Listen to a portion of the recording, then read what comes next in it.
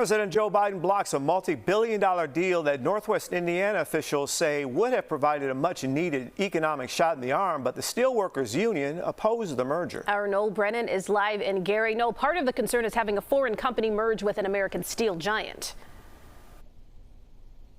Right, Erica. Under the plan, Japan's Nippon Steel would take over U.S. Steel. Now, Gary Works is U.S. Steel's biggest manufacturing plant. It is right behind me. The deal would have invested $300 million into that steel mill, but President Joe Biden blocked the plan, saying that it would make the nation less strong and less secure.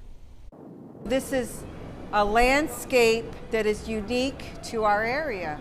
It is. In a city fed by the steel industry, Cindy Claderis feeds the steel workers. I do, with joy and love, and they all love me, I have to say.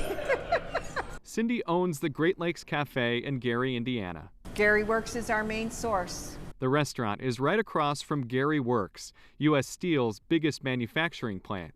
My windows, I never put curtains on because I felt like this is part of a culture that I grew up with.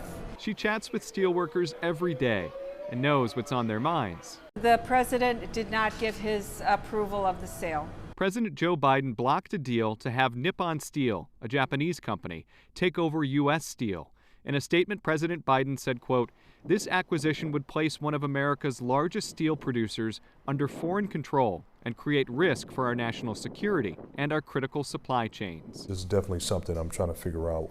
Where do we go from here? Gary Mayor Eddie Melton supported the $14.9 billion merger. This was going to be a tremendous opportunity to transform the city for generations. It was going to secure jobs for generations. Now it's uncertain.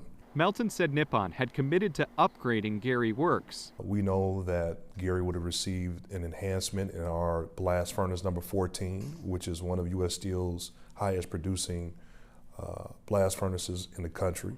But the union representing steelworkers sides with President Biden. That while the deal would have been a huge windfall for U.S. Steel's investors, its management leadership, the deal advisors, it threatened the long-term security of our members. Cindy can see both sides, but won't choose one. I take no sides on anything because I'm here to feed. Mergers and acquisitions aside, she doesn't want her view in Gary to change. People need this place.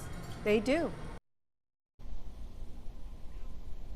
Now, in the past, President-elect Donald Trump has also voiced opposition to the plan, saying that he also would have blocked the merger. In a joint statement, Nippon Steel and U.S. Steel called the decision to block this deal unlawful, hinting that they could take legal action. Reporting in Gary, Indiana, Noel Brennan, CBS News Chicago. Thank you, Noel.